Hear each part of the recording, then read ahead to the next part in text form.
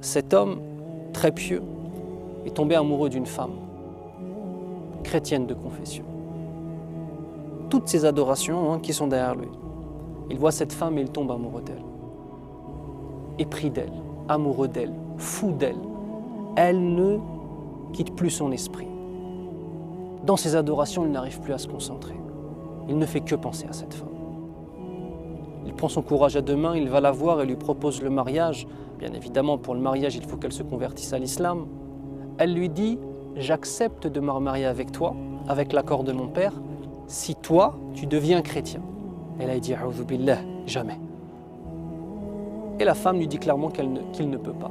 Il rencontre le père discute avec lui et voit, parce que ces hommes-là étaient des étrangers, il voit que ce musulman-là, qui était connu dans la communauté musulmane, s'il devient chrétien, c'est un argument pour appeler les autres musulmans à la chrétienté. Et notre homme pieux de refuser. Mais notre homme pieux de ne plus dormir. Notre homme pieux d'être dévoré par la passion et par le désir de cette femme. Puis il se dit, je vais faire semblant d'être chrétien, mais je vais garder la foi dans mon cœur. Ça y est, le diable l'a eu. Alors il fait preuve d'apostasie, il quitte l'islam. Et il devient chrétien pour se marier avec cette femme. Et il passe des années qu'il pourrait qualifier lui-même d'heureux. Pourquoi? Il avait une divinité qui s'appelle Allah. Et il a pris cette femme comme étant une divinité en dehors d'Allah, tout simplement. Parce que l'amour absolu, c'est celui qu'on donne à notre Seigneur. Et si l'amour d'une créature te fait quitter l'amour du Créateur et l'adoration du Créateur, c'est que cette créature, tu l'as pris comme divinité en dehors d'Allah. Et après un certain nombre d'années, un matin, il se réveille et son épouse lui dit « Je ne veux plus de toi. Tu es un homme qui n'a strictement aucune valeur.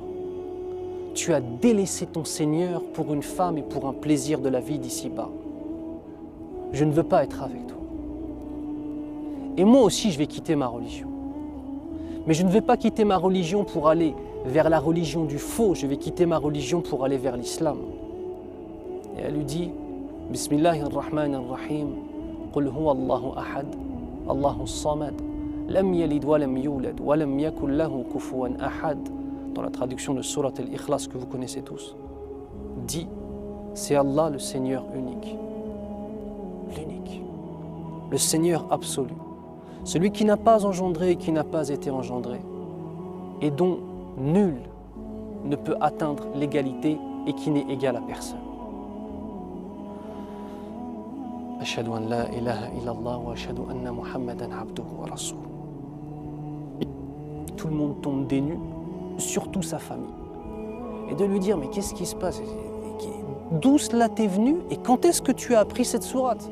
Tu as appris cette sourate sans nous le dire? Elle a dit non. J'ai fait un rêve cette nuit. J'ai fait un rêve cette nuit. On m'a pris, on m'a emmené, on m'a montré la place qui m'était réservée en enfer. Puis l'ange Malik, le gardien de l'enfer, s'est adressé directement à moi en me disant, voici la place qui t'était réservée en enfer et voici la place qui t'est réservée maintenant au paradis. Et cette place en enfer, c'est ton mari qui va la prendre à ta place.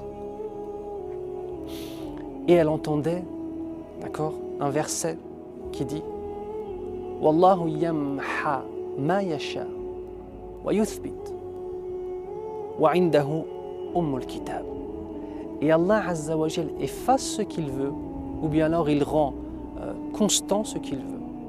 Et auprès de lui sont les écritures primitives. Ça veut dire qu'Allah fait ce qu'il veut et il change ce qu'il veut dans le qadar des uns et des autres, dans la prédestination des uns et des autres.